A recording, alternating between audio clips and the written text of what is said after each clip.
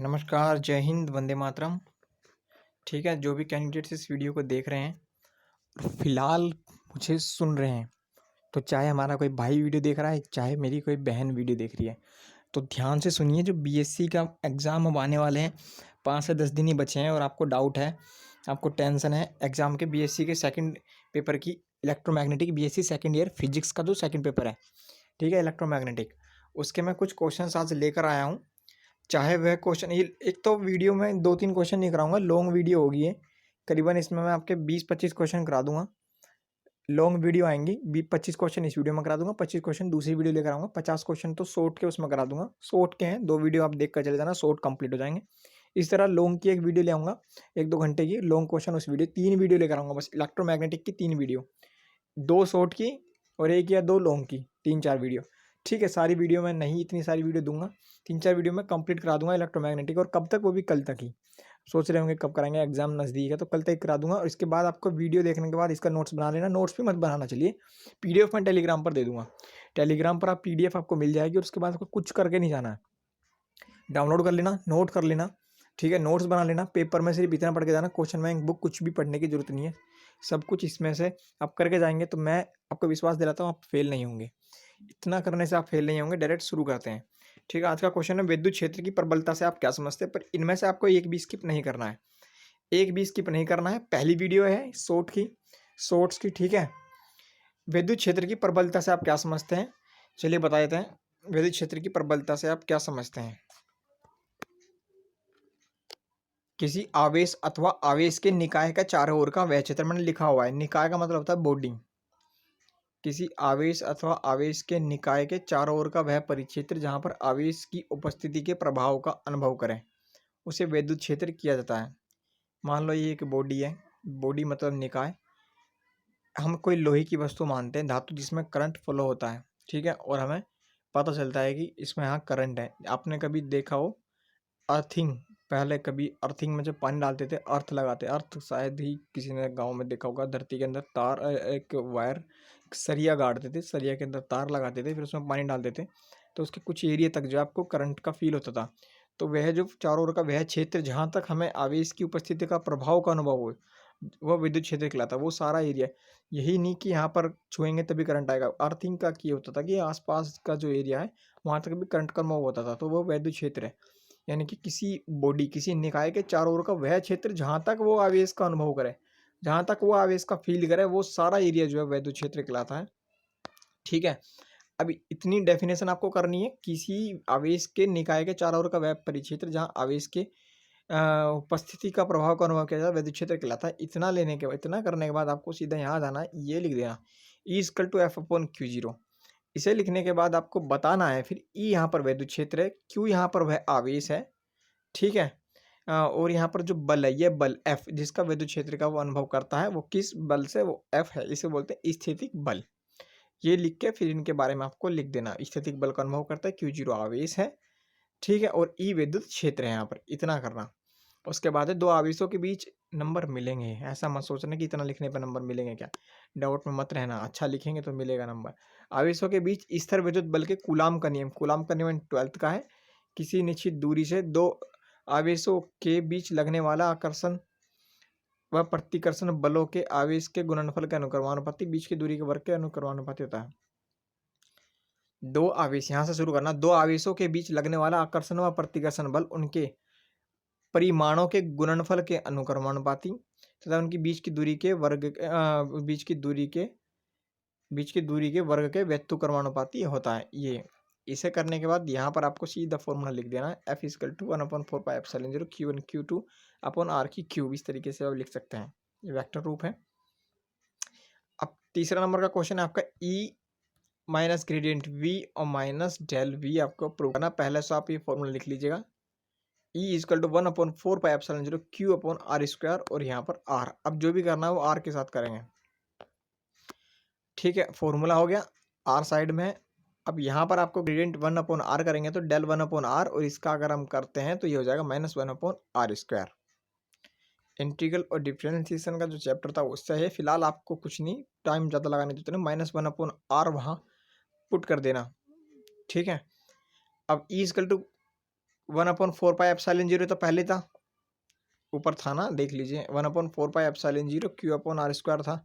अब करना क्या है, इस Q की मल्टीप्लाई 1 में कर दी तो Q/4πε0 हो गया, और यहाँ क्या बचेगा आपका r², और r² की जगह क्या करा 1/r लिख लिया डेल, ठीक है 1/r लिख लिया, और ये पूरा का पूरा अगर हम Q/4πε0 r कर देंगे और इस पूरे की वैल्यू आपको -del v पुट कर देनी है।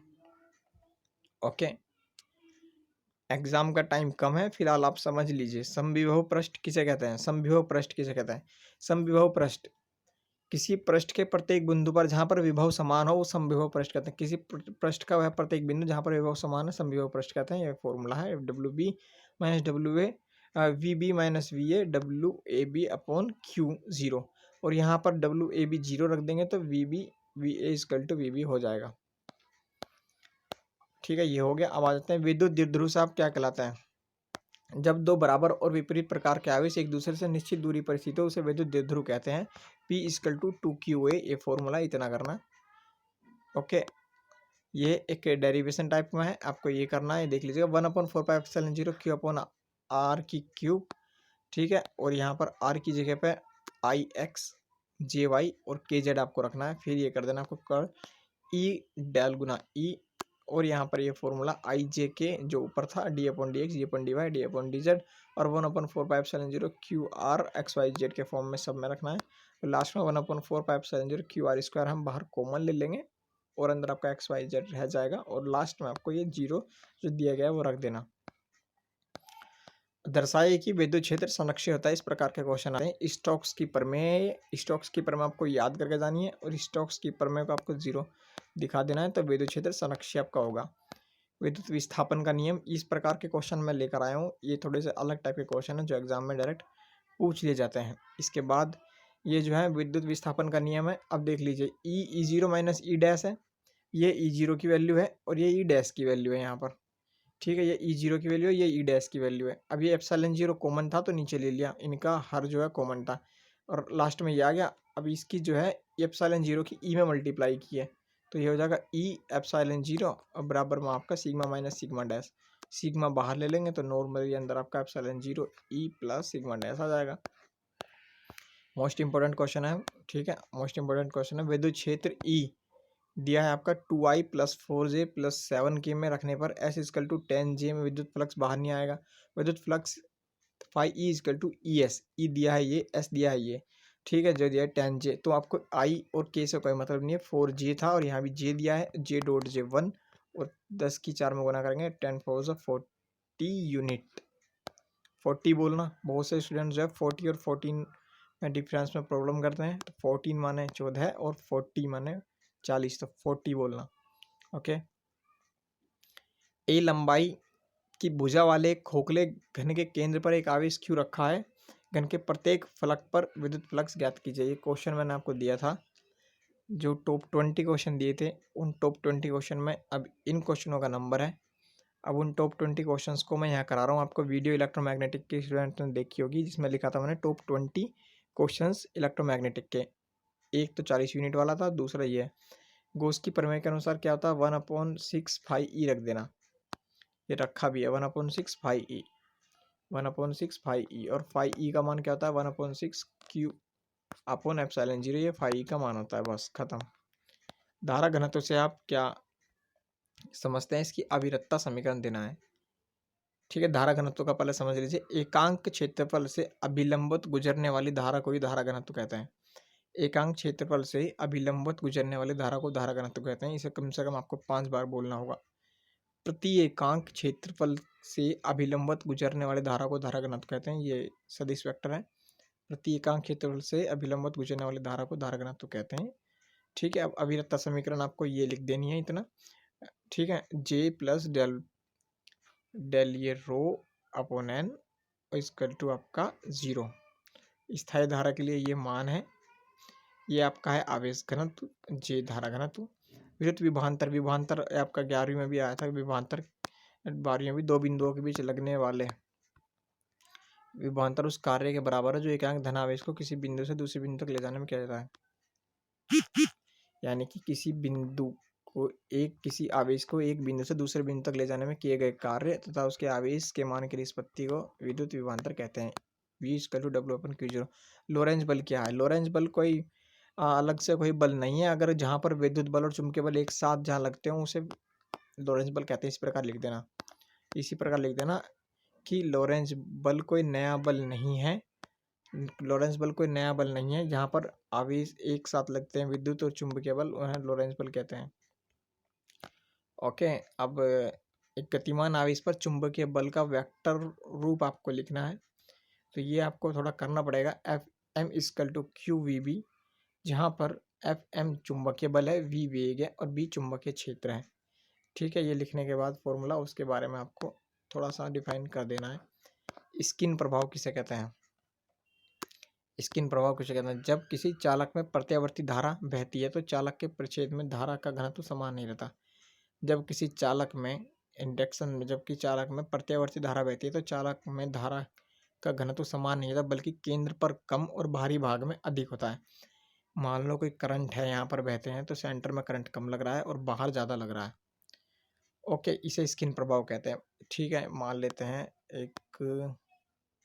एक लोहे का सिक्का है, इसमें हम करंट फ्लो करेंगे तो ये जो मध्य में बीच में इसका धारा का घनत्व कम होगा और इसके बाहर की क्षेत्र पर धारा का घनत्व ज़्यादा होगा। इसे स्किन प्रभाव कहते हैं। दूसरे शब्दों में कहें तो विद्युत धारा मुख्यतः त्वचा में बहती है, जब बाहरी क्षेत्र में बहती है, इसी कारण इसका प्रतिरोध वहाँ अधिक होता है। स्किन प्रभाव है। नेक्स्ट दोबारा देख लीजिए, 19 नंबर क्वेश्चन है जो गतिमान आवेश पर चुंबकीय बल का वेक्टर रूप लिखिए। F(m)=q(V)B तक Q यहाँ पर आवेश, V बल था और B चुंबकीय क्षेत्र। F(m) आपका चुंबकीय बल था और यहीं पर इसी से शुरू किया है। चुंबक क्षेत्र में गतिमान आवेश पर लगने वाले बल के आधार पर चुंबकीय प्रेरण। ठीक है, ये देख लीजिए 19वां और 21वां क्वेश्चन आपको रिलेट करके करना है। F बराबर यहाँ भी QVB था, यहाँ पर एंगल यह है, एंगल 90 तो 1 हो जाएगा, लास्ट में QVB ही आ जाएगा। इसमें आपको करना क्या है, उस 19वें में B आपको बाहर लेना है, अंदर F/QV हो जाएगा। ठीक है, Q और V की जगह 1 रखेंगे तो B चुंबकीय बल बराबर हो जाएगा आपका चुंबकीय क्षेत्र इक्वल टू चुंबकीय बल। इंपॉर्टेंट क्वेश्चन है, एक प्रोटॉन चुंबकीय क्षेत्र में 80 डिग्री से जो है एंटर करता है तो उसका पथ कैसा होगा? 80 डिग्री से एंटर करे, चाहे 0 से, चाहे 90 से, चाहे 180 से करे, तो उसका पथ कैसा होगा? कुंडलिनी हो जाएगा। ठीक है साहब, अगर 80 की जगह 90, 0 या 180 भी आए तो कुंडलिनी उसका पथ हो जाएगा। अब फिर से देख लीजिए 19 नंबर क्वेश्चन, जो बात कह रहा हूँ वो समझिए। एक गतिमान आवेश पर चुंबकीय बल का वेक्टर रूप लिखिए। F(m)=q(V)B। यहाँ पर डिफाइन करना था बस। F(m) क्या है? आपका चुंबकीय बल, Q आवेश, B चुंबकीय क्षेत्र, V वेग है।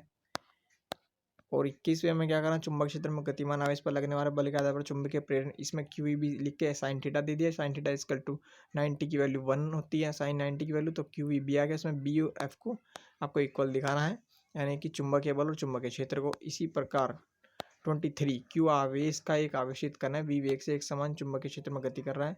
चुंबकीय क्षेत्र द्वारा कण का प्रति सेकंड कितना कार्य किया जाता है? तो वही F(m)=QVB, F(m)=Q V गुना B। तो यहाँ पर W आपको शून्य दिखाना है, कार्य आपको शून्य दिखा देना है। F(m) रखना है, F(m) रखना है, FV रखना है, FV रखना है आपको। W बराबर FMV। ठीक है, W बराबर क्या रखना है? FMV। और FM की वैल्यू क्या है? QVB।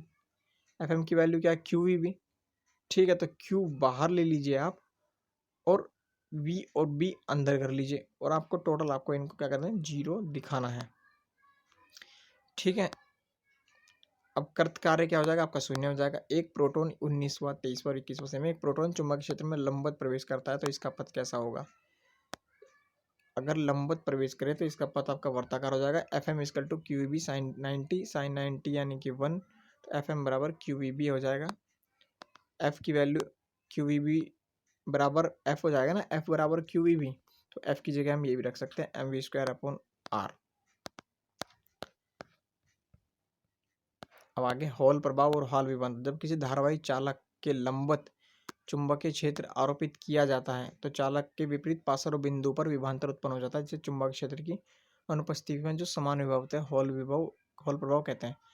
मान लीजिए कोई चालक है, कोई लोहे का कोई चालक ले लीजिए, वो चुंबकीय क्षेत्र आरोपित किया जाता है उस पर। ठीक है, उस पर चुंबकीय क्षेत्र लगा, कोई चालक है, ये चालक पर हमने चुंबकीय क्षेत्र लगा दिया तो चालक में जो है विभवांतर उत्पन्न हो जाता है। विभवांतर कहाँ होगा चालक में? वहाँ विभवांतर होगा जो चुंबकीय क्षेत्र ना लगाने पर विभव थे। मान लीजिए चालक में एक चुंबकीय क्षेत्र आरोपित करते हैं तो बिंदुओं पर विभवांतर हो जाता है। चालक में चुंबकीय क्षेत्र आरोपित करने पर बिंदुओं पर विभवांतर हो जाता है। किन बिंदुओं पर विभवांतर हो जाता है? उन बिंदुओं पर विभवांतर हो जाता है जो चुंबकीय क्षेत्र जब नहीं लगाया था, जब वे समान विभव पर थे। ठीक है, फ्लोमिंग के वाम हस्त का नियम ये आपको कर लेना है। फ्लोमिंग के वाम हस्त का नियम ये डायग्राम से हम आपको बता देते हैं, ये आप कर लीजिएगा, अपना आप कर लेंगे। 1 एम्पियर की परिभाषा। 1 एम्पियर वह है जो निर्वात में 1 मीटर दूरी पर रखे जाने पर समान चालकों में प्रभावित अगर किया जाए धारा। 1 मीटर दूरी में, निर्वात में अगर 1 मीटर दूरी पर रखे जाए कोई चालक, उसमें धारा प्रभावित करें तो 2 × 10⁻⁷ न्यूटन लंबाई का जो बल उत्पन्न कर सकें। चुंबकीय ध्रुव किसे कहते हैं? चुंबक के सिरे का वह क्षेत्र जहाँ चुंबकीय प्रेरण रेखाएं अपसारित होती है या अभिसारित होती हैं। चुंबक के परिणामी, चुंबक का सिरा है, मान लीजिए चुंबक के सिरे का वह क्षेत्र जहाँ पर प्रेरण रेखा, चुंबक के सिरे का वह क्षेत्र जहाँ पर प्रेरण रेखाएं अपसारित या अभिसारित होती है, उन्हें चुंबकीय ध्रुव कहते हैं। अगर जहाँ अपसारित होती है, मान लो कोई चुंबक है मैग्नेटिक, वो नॉर्थ पोल, जहाँ पर अभिसारित होती है वो साउथ पोल। चुंबक को अगर तोड़ दी बीच में से, तो ये 2 चुंबक के पार्ट्स हो जाएंगे, फिर से NS ये हो जाएगा। ओके, तो यही इसमें बताया गया है। नेक्स्ट ये फॉर्मूले से सवाल हो जाएगा। फॉर्मूला आपका M=IA लगेगा, ये I दिया हुआ है, ये फिर A आपका दिया हुआ है। पैरावैद्युत किसे कहते हैं? ये लास्ट के 2 क्वेश्चन है। पैरावैद्युत बता देते हैं आपको डायग्राम के साथ। ये परमाणु है, परमाणु के नाभिक में प्रोटॉन और न्यूट्रॉन होते हैं और यहाँ पर इलेक्ट्रॉन चक्कर लगाते हैं। ठीक है, जो नाभिक से बंधे हुए रहते हैं इलेक्ट्रॉन, नाभिक से, इस नाभिक से जो इलेक्ट्रॉन दृढ़तापूर्वक बंधे रहते हैं उसे पैरावैद्युत कहते हैं। ओके, और ये पैरावैद्युत कांच के लिए पैरावैद्युतांक क्या होता है? K होता है। जो नाभिक से बंधे हुए रहते हैं दृढ़तापूर्वक उन्हें पैरावैद्युत कहते हैं, जैसे कांच, प्लास्टिक, अभ्रक। स्वप्रेरण क्या है? जब किसी कुंडली में विद्युत धारा परिवर्तित होती है तो कुंडली में एक विद्युत वाहक बल स्थापित हो जाता है। जब कुंडली में विद्युत धारा प्रभावित होती है तो एक प्रेरित विद्युत वाहक बल स्थापित हो जाता है जो परिवर्तन होने का, विद्युत धारा का जो परिवर्तन हो रहा है उसका विरोध करता है कि परिवर्तन ना हो। इस घटना को स्वप्रेरण कहते हैं। कुंडली में स्वप्रेरण गुणांक व स्वप्रेरक तो अंकिक रूप से कुंडली में प्रेरित विद्युत वाहक बल के ही बराबर होता है। ये 31 क्वेश्चन है कुछ आपके जो इंपॉर्टेंट थे, 31। ठीक है, एक वीडियो हो रहेगी आपकी, तो शॉर्ट्स आपके कंप्लीट हो जाएंगे इलेक्ट्रोमैग्नेटिक के। टाइटल यह वीडियो आपने काफ़ी सारी वीडियो देखी होगी, मैंने क्वेश्चंस की वीडियो दी थी जिसमें लिखा था मैंने टॉप वे इलेक्ट्रोमैग्नेटिक की आपको कौन सी वीडियो, इलेक्ट्रोमैग्नेटिक की BSc सेकंड ईयर की आपको कौन सी वीडियो करके जाननी जो इंपॉर्टेंट है, आप पूछ रहे थे। मैंने लिखा है टॉप 20, वो वीडियो इंपॉर्टेंट है जिसमें सिर्फ क्वेश्चन प्रोवाइड किए हैं। टॉप 20 के बाद उनके सॉल्यूशन मैंने इस वीडियो में प्रोवाइड किए हैं। एक लिखा है टॉप 10, एक वीडियो में लिखा है टॉप 10, वो लॉन्ग है, उनके लॉन्ग कल तक आ जाएंगे। इतना कर लीजिएगा। जिसने पूरी वीडियो देखी है वो कमेंट करके जरूर बताइए, जिसने पूरी की पूरी वीडियो वॉच की है। इसके PDF के लिए आपको करना क्या है, टेलीग्राम पर जाना है, वहाँ पर अजय महेंद्रा चैनल का नाम लिख देना है, या इंस्टाग्राम पर आप जाकर अजय महेंद्रा लिखेंगे जो चैनल का नाम है, तो वहाँ आपको सारी अपडेट मिल जाएगी। ओके, चाहते हो इसी प्रकार की वीडियो लाऊं तो आप सपोर्ट कर सकते हैं। ओके, जय हिंद।